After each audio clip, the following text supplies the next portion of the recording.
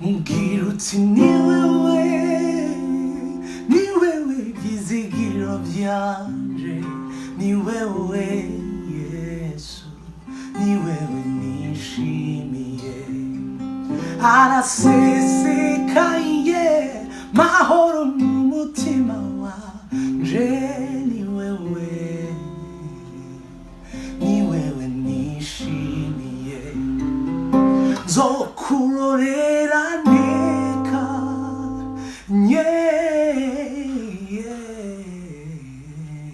Fortran yatanguye kuririmba ryari byagenze gute? Natanguye kuririmba mfise imyaka 10 nyuma yo kurota inshuro zibiri nibona ndiko ndaririmba ku bw'icubahiro c'Imana mu nyuma nza gutahura ko hari ico Imana yariko iravugana nanje bivanye n'umuhamagaro n'ico yariko irampamagarira kuyikorera. Ubuto bwa Fortran bwari bumeze gute? Ubuto bwanje ntibwari bworoshe cyane kuko nabuze abavyeyi nkiri muto, nabuze mama mfise imyaka 7 nyuma mburanza kubura papa mfise imyaka 10. Ivyo rero ntivyanyoroheye kuko ukiri muto ugikeneye affection, ugikeneye sécurité y'abavyeyi. Ubwo numva umengo novuga ko ubuto bwanje butari bworoshe ariko kubizera Imana byose bifataniriza hamwe kutugira neza. Imana yamenye ko ivyo muri ivyo bihe byose ibizanamwo ivyiza. Harya ngo Fortran yamye akijijwe? Oya, sinamye nkijijwe. Mama wanje yarakirijwe, papa we ntiyarakirijwe.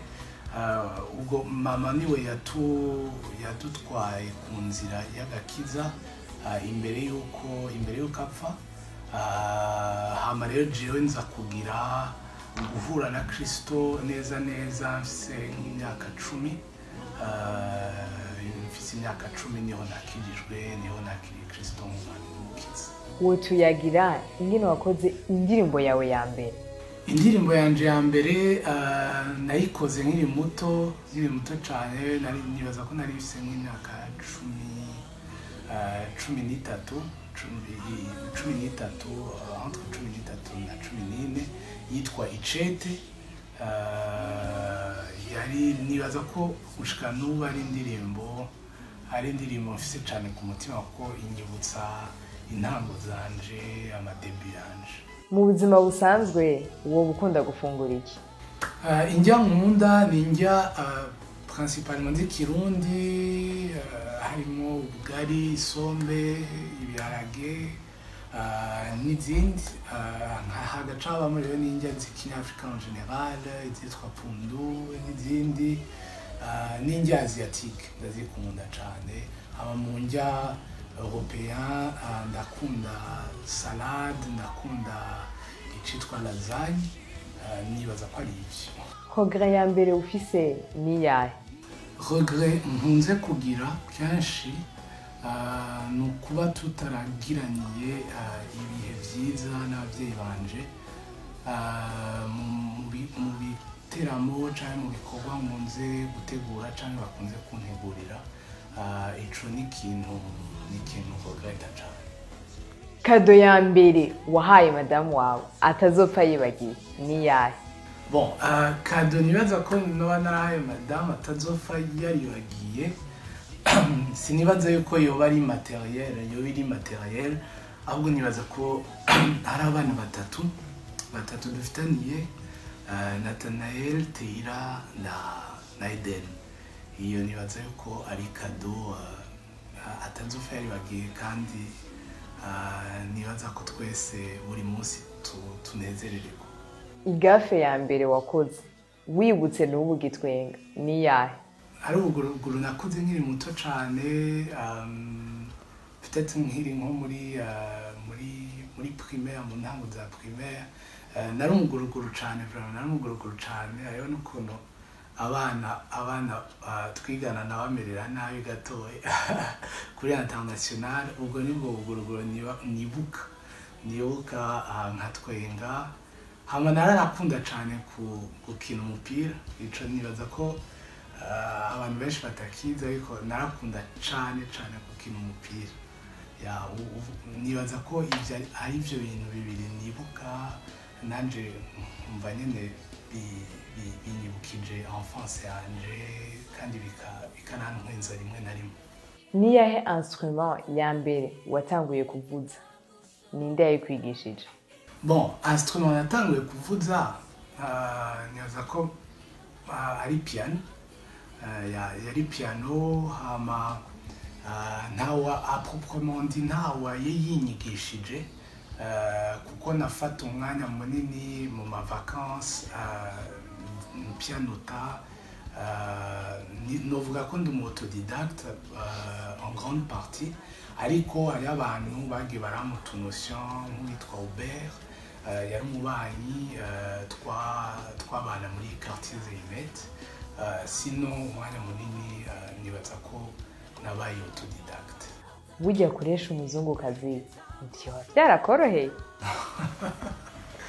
Ati sinzi ko navuga ko byanyoroheye. Nibaza ko ari ibintu vyikoze, kuko yari umuntu twari dusanzwe tuzinanye kuva kera cyane, kuva dufite nk'imyaka 14, 15. Hama nawe nyine bon twahuriye mu kuririmba, gukorera Imana. Urumva ubwo byarikoze. Sinovuga ngo byari bigoye, kandi sinovuga ngo byari byoroshe. Nibaza ko ni Imana nyine yabikoze uko yabikoze uko. Mbega bihora bishika mwe na madame ntimuhuze bivuye ku mico n'akaranga? Nenda shayibera umundi. Bon, ikintu nkundira cyane umugore wanje ufite nuko n'umuzungukazi atari umuzungukazi. Kubera yakuriye i Burundi, yabaye i Burundi imyaka igera kuri 21.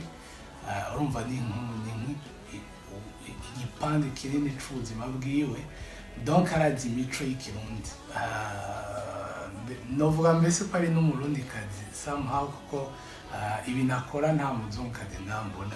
En tout cas mugabo mu Faransa ndabona abikora, yaba mu rugo, conception y'urugo, n'umurundikazi. None nta kaduwo kamwe na Lord twokwiteka kandi?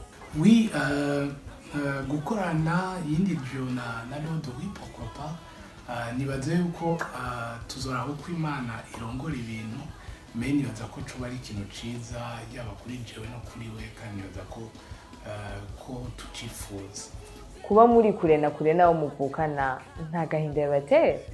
Kuba kure yabo muvukana ntibyama byoroshe.